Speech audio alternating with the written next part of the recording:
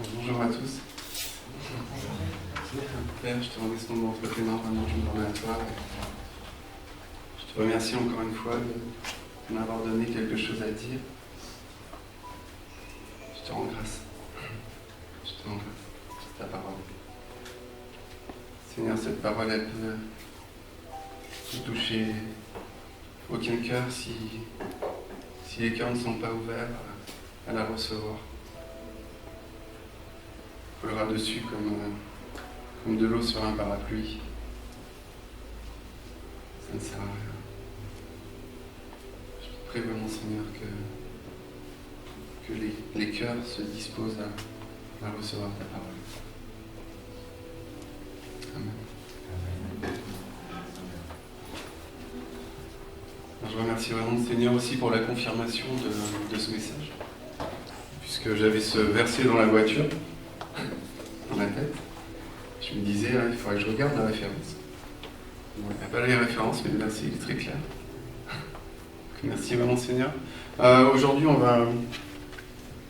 Je vais vous parler d'une chose, et je prie vraiment que ce soit des réponses à toutes les questions qui ont été posées aujourd'hui. Ce sont je pense vraiment que la parole portée aujourd'hui, cette parole va apporter des réponses à ce mot-là. Comment ? Ma grâce te suffit, car ma puissance s'accomplit dans la faiblesse. Et pourquoi nous sommes faibles ? Pourquoi ? Alors, c'est impossible de répondre complètement, vous savez, hein, mais on va essayer d'aborder le sujet. C'était pas prévu que je parle aujourd'hui. Le Seigneur m'a permis que ce soit possible. Il m'a donné des choses vendredi soir. Donc, je travaillais hier, donc c'était chaud. Mais ce qui était chaud pour moi n'était pas pour lui. C'était pas un problème pour lui. Alors d'habitude, je fais toujours un petit résumé des fois précédentes. Cette fois-ci, j'ai pas eu le temps de le faire. Et je ne sais pas si c'était important, je ne sais pas. En tout cas, ça s'est pas fait. Mais on va continuer encore. Alors la dernière fois, vous vous souvenez peut-être, c'était Aman. Aman, donc l'origine du mot Amen et du mot Émet. Et je vous montrais donc, au travers d'Abraham et du Seigneur Jésus, le lien qu'il pouvait y avoir. Je vous parlais aussi de... c'est surprenant parce que je le fais quand même un peu. J'ai dit que je ne le faisais pas et puis je le fais. Que ce mot Aman aussi, il est complètement lié à la confiance, en fait. À la confiance qu'Abraham a eue malgré toutes les épreuves qu'il a vécues dans sa vie. Et cette confiance qui a été forgée. On parle souvent de deux foi. La confiance et la foi, dans l'hébreu, c'est le même mot. À partir du Aman, vous avez le Émet, donc la vérité, la parole de vérité, et vous avez le Amen, le Seigneur, notre Seigneur, bien sûr, et qui est aussi vérité. Et puis vous avez aussi la Emouna, et la Emouna, c'est cette confiance-là dans laquelle, qui doit être forgée, par laquelle, je dirais, il y a Jean 6 qui dit c'est ici l'œuvre du Seigneur, l'œuvre de Dieu, que nous mettions notre confiance dans son Fils. Ça, c'est l'exercice de la Emouna, en fait. C'est l'exercice de cette confiance-là. Nos vies-là servent à ce que nous nous tournions vers le Seigneur et que nous exercions à lui faire confiance. À lui faire confiance. Et on parlait du cœur de l'enfant, et il est là. Le cœur de l'enfant. Et c'est aussi le cœur de celui qui est rendu juste. Il est dans la confiance. Dans la confiance. Et on va continuer aujourd'hui donc sur la confiance. On va continuer aussi sur un sujet dont je vous ai pas mal parlé les fois précédentes, la complémentarité. Donc comme j'aime bien le faire, on va retourner au commencement pour comprendre d'où ça vient. Comprendre l'origine des choses, parce que souvent en revenant à l'origine, on en comprend davantage le sens. et toute l'expression. Alors, ceux qui ont des Bibles, ou alors vous m'écoutez, vous pouvez prendre Genèse, donc au chapitre 2, et au verset 18. Donc Genèse 2, verset 18. L'Éternel Dieu dit, « Il n'est pas bon que l'homme soit seul. » Alors, juste une chose, si vous me permettez, dans l'hébreu, c'est un problème de... Enfin, c'est un problème. Les traductions sont imparfaites, forcément. Elles ne peuvent pas révéler toutes les sens des mots. Il ne peut pas avoir la révélation de toutes les... Enfin, vous savez, un mot, souvent, comme j'en parle, un mot dans l'hébreu, il veut dire plein de choses. Donc, c'est pas possible d'avoir une traduction parfaite. Donc là, il a été traduit l'homme. Donc, à chaque fois, je vais vous dire ce que c'est en hébreu à côté. Donc, c'est Adam. En fait, Adam. Donc à chaque fois que je vais lire l'homme, je vais lire Adam. Et puis il y a une fois où c'est écrit aussi l'homme dans ma traduction, mais c'est pas marqué Adam. Et je le dirai aussi. Mais c'est en fait, c'est vraiment le but du message, c'est de discerner en fait une chose. Voilà, je garde le suspense. Donc l'Éternel Dieu dit, il n'est pas bon que l'homme, Adam, soit seul. Je lui ferai une aide semblable à lui. L'Éternel Dieu forma de la terre tous les animaux des champs et tous les oiseaux du ciel, et il les fit venir vers l'homme, Adam, pour voir comment il les appellerait. Et afin que tout être vivant portât le nom que lui donnerait l'homme Adam. Et l'homme Adam donna des noms, à tout le bétail, aux oiseaux du ciel et à tous les animaux des champs. Mais pour l'homme Adam, il ne trouva point d'aide semblable à lui. Alors l'Éternel, Dieu, fit tomber un profond sommeil sur l'homme Adam, qui s'endormit. Il prit une de ses côtes et referma la chair à sa place. L'Éternel Dieu forma. Alors forma, je vais y revenir, c'est un mot dont je vous avais déjà parlé. Donc il forma. Je me suis perdu. Une femme, pardon. De la côte, je le savais, mais ouais, j'ai besoin de le dire, une femme de la côte qu'il avait prise de l'homme Adam. Et il l'amena vers l'homme Adam. Voilà. Donc je fais juste un petit point, je reviens juste pour ceux qui n'avaient pas écouté déjà. L'Éternel Dieu forma une femme. Forma, c'est très très important. Ça permet de comprendre notre rôle à nous en tant qu'épouse de Christ, en tant qu'Église. L'Éternel Dieu forma, donc forma, bana en hébreu, veut dire bâtir, établir une famille et rebâtir. Donc en fait, vraiment, ce Dieu forma une femme, on comprend au travers de ce mot quel est le rôle, quel est notre rôle en tant qu'épouse. Bâtir, établir et rebâtir. Donc, en fait, les fils sont, comme je l'ai déjà dit, des bâtisseurs. Le bana, c'est format, donc c'est l'origine du mot ben. Ben, c'est fils, enfant, fils, fille, enfant. Donc, c'est pour cela donc, que nous sommes des bâtisseurs. Et d'ailleurs, le Seigneur Jésus, en tant que fils, il est venu pour établir, lui aussi, pour former son épouse. Et on le voit à la croix, ce qu'il a fait à la croix, j'en reparlerai plus loin. Il y a vraiment ça dans l'épouse, et c'est par des choses toutes simples. Une femme reçoit une semence, et ça se forme dans son ventre. Il y a une construction, il y a quelque chose qui grandit, qui est bâti en elle. Et un jour, ce fruit-là, il va sortir, il va prendre vie, et il va porter du fruit lui aussi ailleurs. Donc il y a vraiment cette notion de l'épouse et de la construction qui est très simple à comprendre. Le corps de Christ, donc c'est ce côté féminin qui est nécessaire pour l'accomplissement aussi. Pour l'accomplissement de la parole. On reçoit une semence en nous. On accepte. Et cette parole-là, petit à petit, va grandir, va être établie. cette parole-là, un jour, va sortir de nous. Nous sommes des paroles vivantes pour donner du fruit, pour donner la vie. Donc on voit bien là aussi la complémentarité qu'il y a entre le masculin et le féminin. Le masculin donne, le féminin reçoit, mais pour que quelque chose grandisse et soit donné plus loin, porte le fruit. Le fruit développe en elle, on parle souvent de la matrice. Alors le verset 23, je continue, donc, et l'homme Adam, donc dit, voici cette fois celle qui est os de mes os et chair de ma chair. On l'appellera femme, donc Isha, en hébreu, parce qu'elle a été prise de l'homme Ish. Donc là, c'est plus l'homme Adam. Maintenant, c'est l'homme Ish.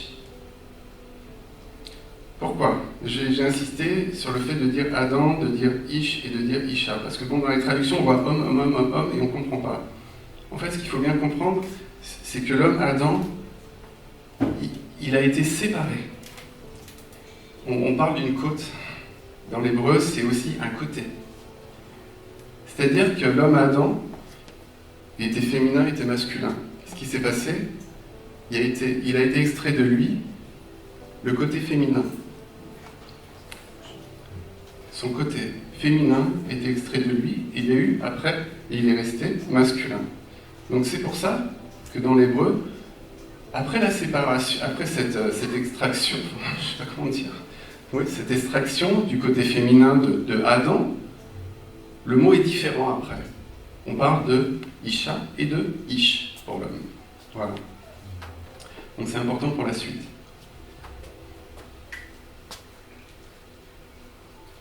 Donc verset 24.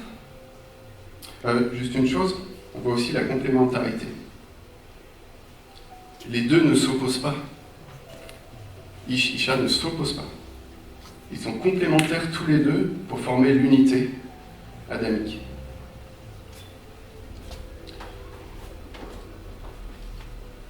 Les deux ont une expression différente. Mais les différences sont rassemblées pour former le 1. Verset 24, c'est pourquoi l'homme, donc Ish, donc qui n'est plus Adam, quittera son père et sa mère, et s'attachera à sa femme, et les deux deviendront une seule chair, donc Érad, le 1. Donc ça, je vous en ai parlé dernièrement, je ne vais pas revenir dessus.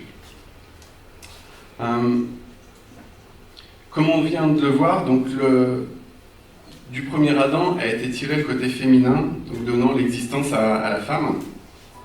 Et bien du dernier Adam, notre Seigneur Jésus-Christ, qui a été percé sur son côté à la croix, lui aussi, en tant que dernier Adam, a été prise celle qui va devenir son épouse, l'Église, afin que du fruit aussi d'elle sorte et soit multiplié. Il est avantageux que je m'en aille. Le fruit doit être multiplié. Donc pour les deux Adams, il y a le côté féminin qui a été pris. Et ce mot-là,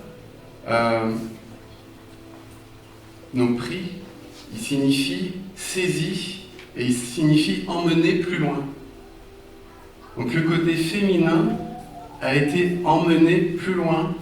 Enfin, il a été emmené plus loin par rapport au côté masculin. Alors, on peut se poser la question, mais pourquoi le Seigneur a fait ça ? Bien pour que les deux soient réunis dans l'amour. Tout simplement, je pense. Il y a une différence entre les deux.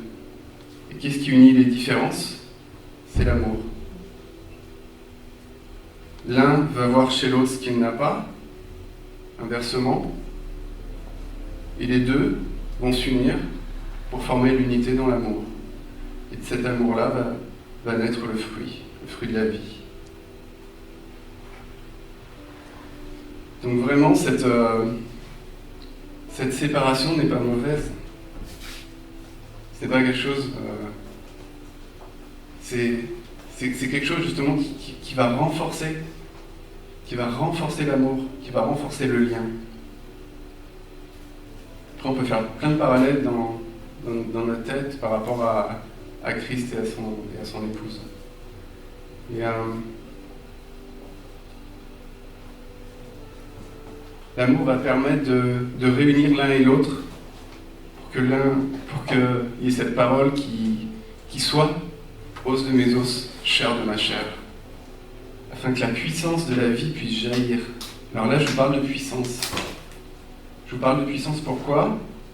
Parce que le mot os, c'est tsen, bon, qui signifie l'essence, la substance, et sa racine, c'est atsam.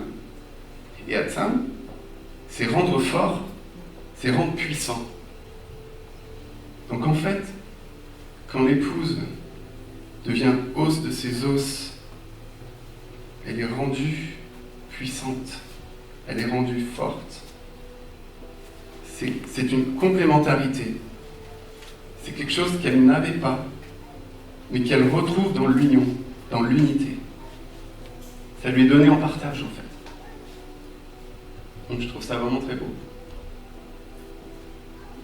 Ici encore, donc, je vous parle de complémentarité, car en tant qu'épouse, nous trouvons dans notre union avec notre époux, épouse de Christ, nous trouvons dans notre union avec l'époux la force et la puissance qui se trouvent dans ses os. C'est pas notre puissance, c'est pas notre force, ça ne nous appartient pas. Mais nous le recevons dans l'union avec lui. Ce que je trouvais très beau aussi, c'est qu'à la croix, aucun de ses os n'a été touché. Je pense que c'est pas un hasard non plus.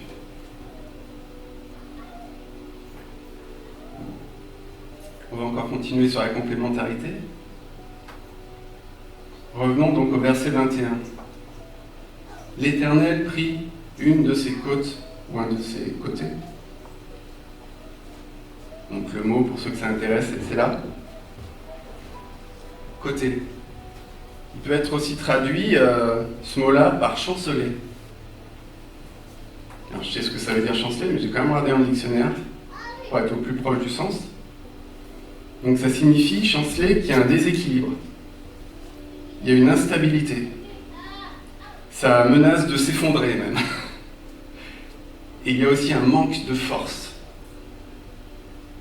Donc la séparation, côté féminin, côté masculin, nous qui sommes épouses, donc issus du côté de Tsela, forcément, on est dans la faiblesse. Parce que Tsela, dans Tsela, il y a ce déséquilibre, il y a cette instabilité, il y a ce manque de force.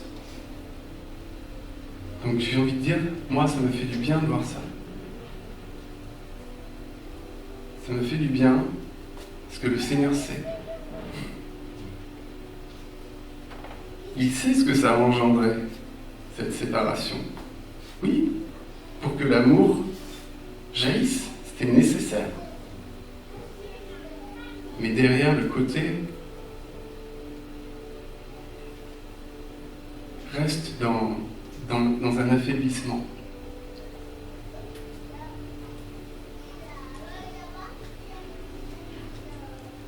L'Adam, après qu'il y ait eu séparation entre féminin et masculin, il a été affaibli. Il lui manque une partie. Il y a quelque chose qui est incomplet et qu'on retrouve que dans l'union, que dans l'unité. On retrouve la complétude. Une autre chose,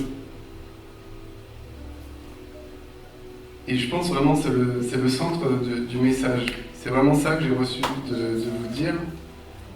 C'est que la racine de Tsela, donc le côté, c'est Tsala, très proche.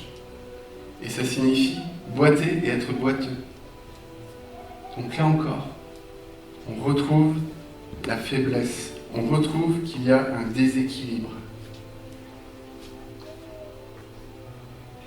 La côte, l'épouse, elle porte en elle, je ne sais pas comment dire, ce côté boiteux. Il lui manque quelque chose. Il lui manque un appui. Quand on est boiteux, on a besoin d'un appui. On a besoin de s'appuyer sur quelque chose pour retrouver la stabilité. Il manque quelque chose. On a besoin de recevoir quelque chose pour être rendu complet. Alors c'est une position qui est peu glorifiante, mais le Seigneur l'a voulu ainsi.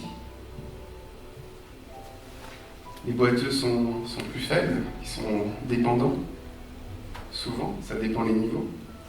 Il peut y avoir une dépendance à recevoir des autres de l'aide, à recevoir des autres qu'on aille chercher nos courses peut-être, pour pouvoir se nourrir, peut-être d'aller aux toilettes, des choses simples de la vie. Et en tant qu'épouse de Christ, on retrouve cette complémentarité-là. On est tous au même niveau, il n'y en a pas un au-dessus de l'autre. On a tous reçu des choses différentes les uns des autres. Parce qu'on a tous reçu, on a tous quelque chose à donner à quelqu'un d'autre. Et cette position-là, elle est voulue du Seigneur aussi pour nous garder dans l'humilité. Pour que le corps de Christ soit gardé dans l'humilité. Donc cette faiblesse-là, elle est puissance de Dieu. C'est une force en fait. On reçoit les choses au travers du corps de Christ, et on les reçoit aussi parce qu'on est dépendant du Seigneur lui-même. Et du coup, dans notre faiblesse, on se tourne aussi vers celui qui est.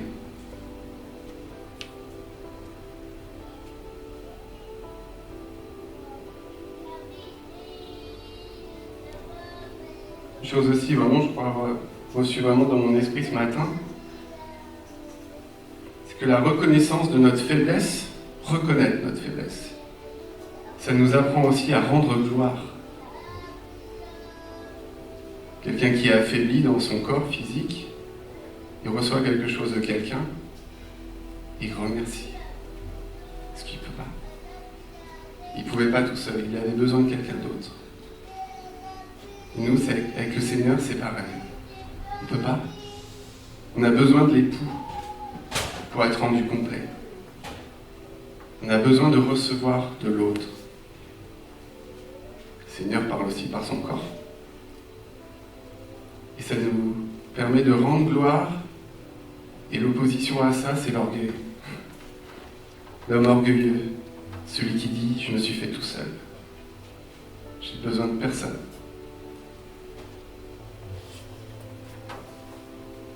Ça empêche de rendre gloire. L'orgueil combat la gloire. Expression de la gloire. Donc je suis vraiment convaincu maintenant que par ce mot, ça va. Toute l'humanité, en fait, elle est rendue boiteuse. Donc on n'a pas à rougir, à avoir honte. On n'a pas à culpabiliser non plus. C'est voulu de Dieu.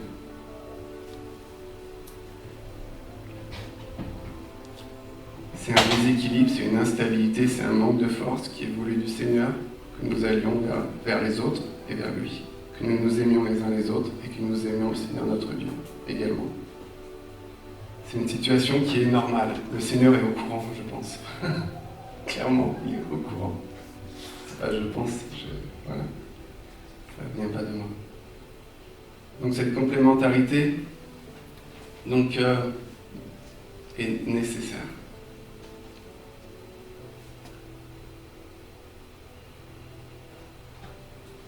Un boiteux, de quoi a-t-il besoin? Je l'ai dit, vous savez, il a besoin d'un appui. Et sa stabilité, elle se trouve donc dans une personne, peut se trouver aussi dans un bâton. Le bâton, c'est la force qui va lui permettre de rester droit peut-être, ou lui permettre de marcher.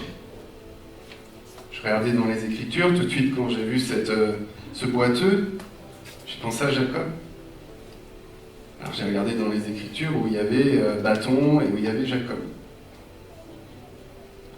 Comme vous savez, Jacob il s'est battu, a lutté contre l'ange de l'Éternel, contre notre Seigneur en fait. Et il a été rendu boiteux.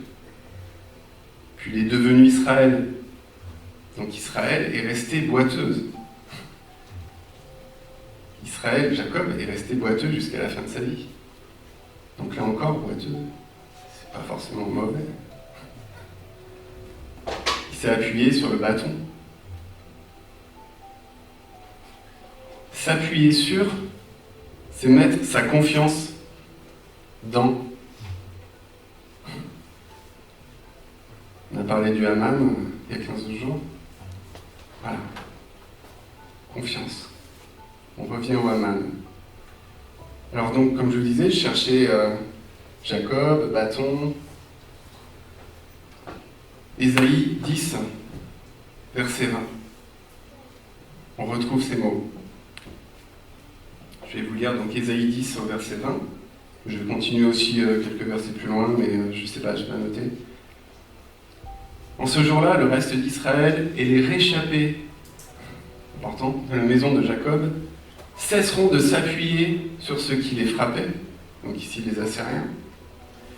Ils s'appuieront avec confiance, donc là encore on voit s'appuyer et confiance. Ils s'appuieront avec confiance sur l'Éternel, le Saint d'Israël. Donc Israël, comme nous avons le choix, en tant que dans notre faiblesse d'épouse, de chercher un appui. Donc on a le choix entre l'Éternel, on a le choix, il y a l'Égypte, on a le choix entre la vie et la mort, on a le choix. Mais il y a quand même un danger, il y a une parole de l'Éternel qui dit dans Ésaïe 31 au verset 1, « Malheur à ceux qui descendent en Égypte pour avoir du secours, qui s'appuient, donc qui mettent leur confiance, sur le nombre des chevaux, qui se fient à la multitude des chars et à la force des cavaliers, mais qui ne regardent pas vers le Saint d'Israël et ne cherchent pas l'Éternel. »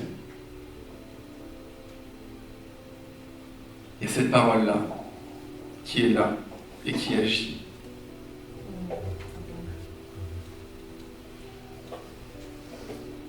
Elle est là. Malheur. Donc le fait de mettre sa confiance dans l'Égypte nous place sous une malédiction. Il y a Jérémie 17 aussi, qui en parle. Je chercherai, je n'ai pas noté. Il y a malheur, oui, à celui qui, c'est ça, oui, qui met sa confiance dans, je crois que c'est dans l'Égypte. Et après, dans Jérémie 17, il est écrit que voilà, ceux qui mettent leur confiance dans l'Éternel sont comme, ils ont leurs racines dans les eaux vives. Enfin, il y a quelque chose comme ça, vous chercherez. Donc ne pas mettre sa confiance dans le Seigneur, c'est se placer sous une malédiction.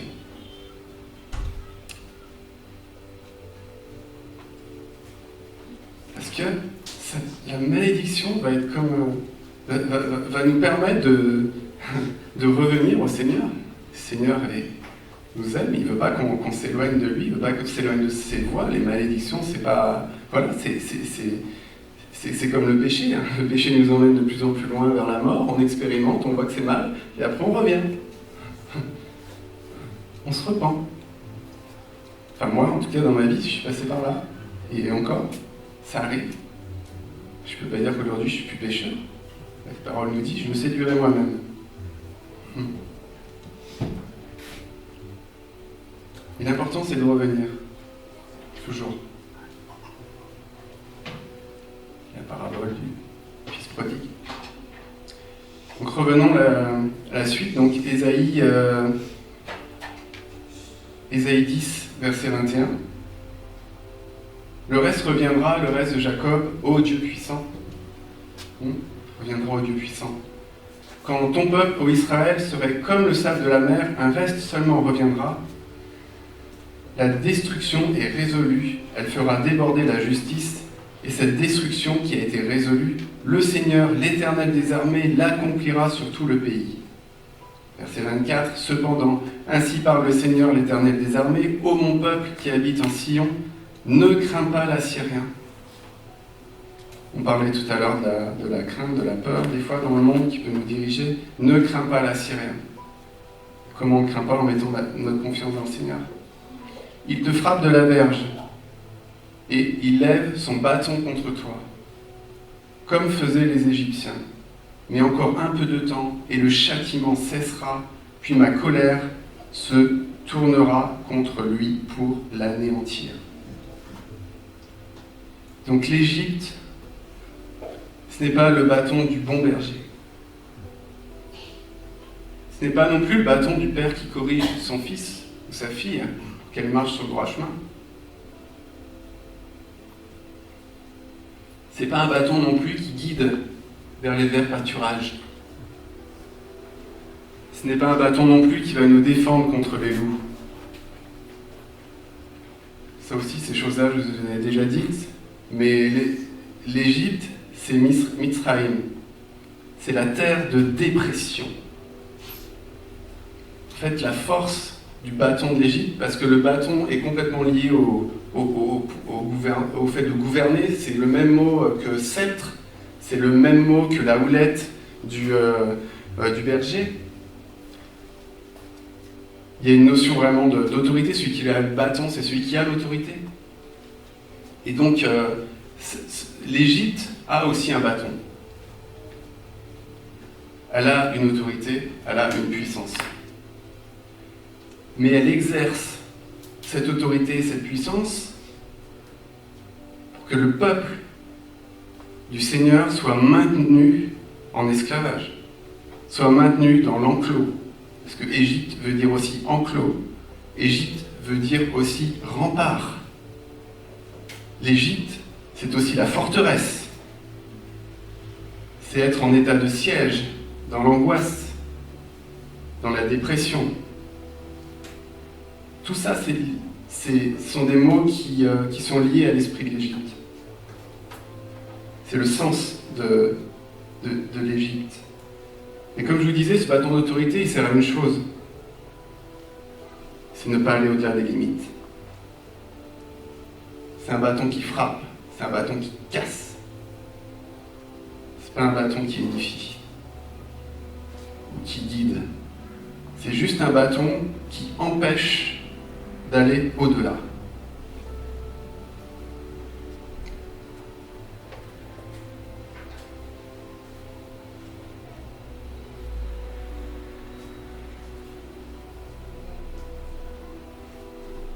Ce bâton-là peut être aussi psychologique. À force d'avoir ramassé, on dit. À force d'avoir été brisé, d'avoir été taillé, mais pas pour porter du fruit, pour être détruit. Il y a comme des barrières à l'intérieur de nous, dans nos pensées. Je vous ai parlé d'angoisse, de dépression. Il peut y avoir des abus, il peut y avoir des peurs. Parce qu'on est passé par des choses compliquées. Ben ça, c'est des barrières aussi, qui nous empêchent, des confinements. On est dans un pays que les Hébreux appellent l'Égypte. On est passé par des confinements. C'est des barrières psychologiques qui sont placées pour que les gens n'aillent pas au-delà. Ça les limite. Il n'y a peut-être plus de barrières physiques.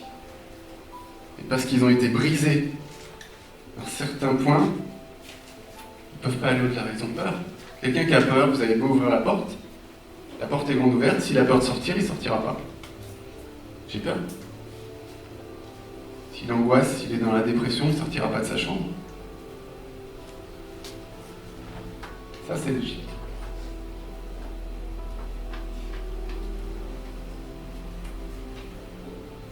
Ésaïe 10, 20, ce jour-là, le reste d'Israël et les réchappés de la maison de Jacob cesseront de s'appuyer sur celui qui les frappait. Ils s'appuieront avec confiance. Confiance ici, c'est Émet. Le Émet, on en a parlé il y a 15 jours. Sur l'Éternel, donc, ils s'appuieront sur l'Éternel, le Saint d'Israël. Le reste reviendra, le reste de Jacob reviendra donc au Dieu puissant, Le reste, c'est celui qui survit, c'est celui qui est resté en vie. Donc le but ici, il est clair. Il est très clair. Où est la clé? La clé, c'est la confiance. La clé, c'est de marcher dans la confiance pour survivre. Juste vivra par la foi.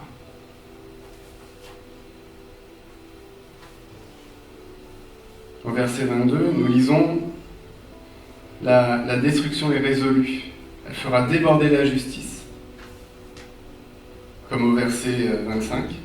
Mais encore un peu de temps, et le châtiment cessera, puis ma colère se tournera contre lui pour l'anéantir. Un jour, le Seigneur, lui aussi, il a un bâton. Alors ce bâton, il ne nous appartient pas. Complémentarité. L'autorité dont Christ est investi ne nous appartient pas. Mais quand on met notre confiance, quand on s'appuie sur le Seigneur, on s'appuie et on se tient et on est gardé stable sur celui qui est le bâton d'autorité. Celui qui a toute autorité, devant qui tout genou fléchit. Ceux qui n'ont pas fléchi un jour réfléchiront. De toute façon.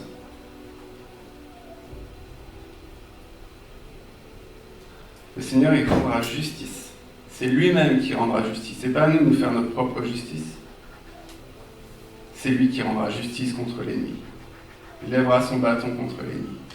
Contre notre ennemi à nous aussi. Et pour finir, Moïse mit sa confiance en l'Éternel, il leva le bâton d'autorité, l'autorité suprême. La mer s'ouvrit et le peuple sortit. Comme le bon berger. Ça, c'est le bon bâton. C'est le bâton du berger qui guide le peuple vers le droit chemin pour que le peuple trouve sa liberté dans le Seigneur. À la chute du premier Adam, on a perdu le bâton d'autorité. À cause de notre lien au premier Adam, mais nous le retrouvons. Donc là encore, on parle de complémentarité. On le retrouve quand nous nous unissons au dernier Adam. Parce que le dernier Adam l'a vaincu à la croix. Il a repris le bâton d'autorité sur l'ennemi. Ainsi, l'épouse de l'épouse peut couler maintenant.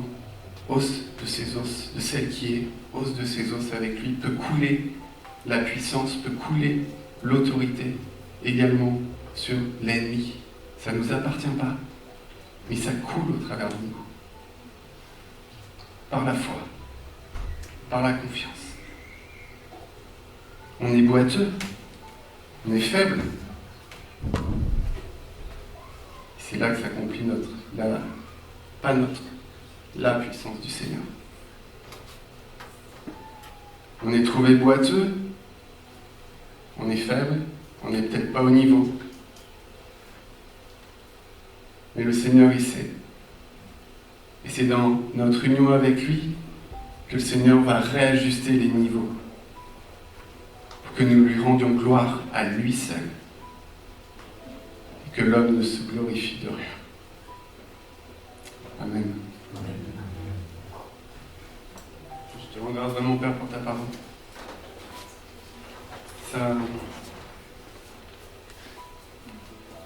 Ça m'a fait du bien, mais je souhaite que vraiment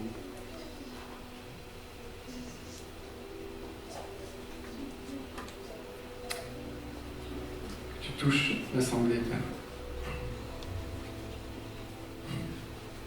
C'est le but. On est juste des canaux. On est juste là pour que ça coule. Alors je te prie vraiment, Père. Pas par nos propres forces, mais par ton esprit, Père. Sinon, c'est l'homme qui se glorifie. Le désir de nos cœurs, c'est de te glorifier toi. Qu'on ne peut même pas nommer, qu'on ne peut pas définir, qu'on ne comprend pas. Tu es trop. Tu es trop, Seigneur. Qui peut te définir? Quel orgueilleux peut te définir? Quel orgueilleux peut te définir? Tu es là. Tu vis en nous. Et on croit savoir. Plus on croit savoir, plus on voit qu'il y a autre chose encore derrière. On a expérimenté quelque chose, c'est un fondement, mais tu nous montres déjà autre chose. Aller plus loin, avancer. Je te rends grâce vraiment pour ta parole. Garde-nous dans cette position d'humilité. Garde-nous de nous appuyer sur toi. D'expérimenter ce que c'est que de mettre notre confiance en toi. Que quand quelque chose s'élève dans nos vies contre nous, quand un bâton est levé devant nous, que nous ne soyons pas dans la crainte, que nous mettions notre confiance en toi, que nous trouvions notre appui, parce que nous savons qu'un jour tu rendras justice, parce que nous savons que rien n'est au-dessus de toi, que tu peux tout, en tous. Gloire te soit rendue vraiment, Père. Merci pour ce que tu fais.